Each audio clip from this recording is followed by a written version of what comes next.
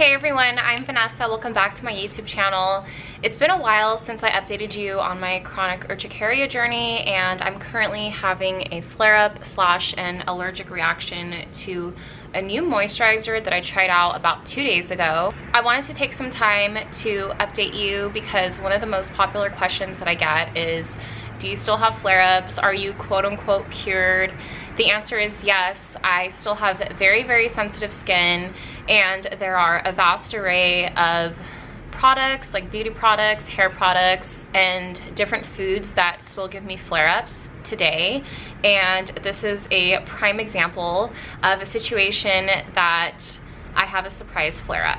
I'm also going to be sharing a few of my favorite products to use for sensitive skin and during a flare-up. Before I start with the products that I like to use when I have a flare-up, I do want to give a little background on how I got the flare-up that I'm currently going through. So first, I want to get a little closer so you can actually see the texture of my skin. Today is the second day of my flare-up and my adverse reaction to this specific moisturizer. So I have bumps all over my skin. I put the moisturizer all over my face, and I had never used it before. I typically use this brand, and I have so many products by them that are supposed to be safe for sensitive skin. Whenever I try a new product, one of my rules is to do a patch testing first, but once in a blue moon, I get overly confident and I don't do patch testing to kind of test my skin and see how it will react. Sometimes this is what happens. I get a terrible rash and hives all over my face. So I put the moisturizer on before bed, and I woke up the next day and I noticed that this entire part of my chin was starting to get irritated, and by the end of the evening it had gotten progressively worse. Following day I woke up, which was today, and I had additional hives here, and I even had swelling on the upper part of my nose. If you look very closely, I even have bumps all over my forehead and on my cheeks. It kind of depends, you know, on the lighting and everything, but today is definitely way worse than it was yesterday. Whenever I'm having a flare-up or an adverse reaction to some kind of beauty product, such as the moisturizer that recently gave me this reaction, I do my best to not wear any makeup, to wear minimal hair products, especially don't try any other new products when I'm having a flare-up. Yesterday and today, I didn't put any makeup on, and I actually kind of try not to overwash my face. I like to let my skin do its own thing for the most part and just kind of let it heal, because it does take quite a while. One of my favorite products to wear during a flare-up is Aquaphor, and this is one of the jars that I have. I actually have a few different Aquaphors because I use it all the time. I actually got this recommended to me by the first doctor that ever told me that I was having an allergic reaction to something. So that's one of the first products that I used in the beginning of my journey when I first got diagnosed with chronic urticaria. The doctor informed me that this product allows your skin to heal, and it's even used on severe burn victims, so it works really good for people who have sensitivities. Aquaphor is one of my go-to options. It even says on the label that it's the #1 dermatologist recommended safe for sensitive skin, but there are other options that you can use that are similar, like Vaseline. When I first started using Aquaphor, I primarily used it as a chapstick because the most severe reactions that I initially had were on my lips, but I've had various situations where I have a rash spread on my entire face, such as today, and during those circumstances, I actually put the Aquaphor anywhere that my skin is irritated. I got out of the shower about maybe 30 to 45 minutes ago, and my skin is feeling really dry and irritated, so I'm actually going to put some on right now as we're chit-chatting and kind of just show you the process.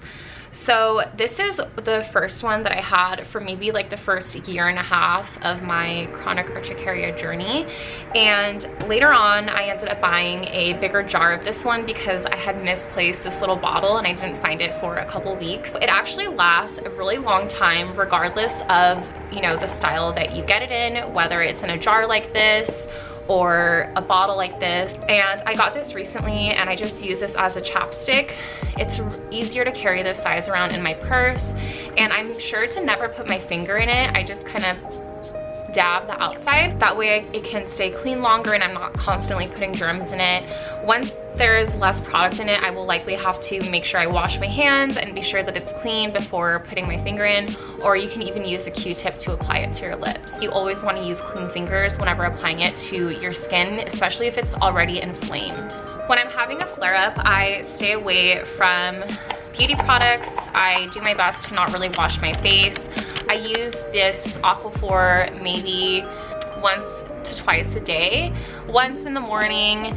My skin is very dry, itchy, and irritated right now, so I'm going to apply it to kind of soothe it and create a barrier to keep the moisture inside my skin, which will help it heal a little bit quicker and easier. So one of the key tips that the doctor told me when using this product is that you don't have to over apply in terms of applying it, you know, every few hours. You only want to use it maybe once or twice a day. I don't know if you can see on the camera, but I literally have little bumps all over my forehead. My eyes are swollen. You want to be sure too that you don't put it, you know, too close to where, you know, your eye is open, but I think putting it around is okay. And my nose is also very irritated. This will likely be the only time today that I apply the Aquaphor. I didn't apply any this morning because I still had some remnants of it from the night before, and I didn't want to wash my face because I don't want to over dry it. My skin typically, when I have a reaction like this, will become very inflamed, swollen, itchy, dry.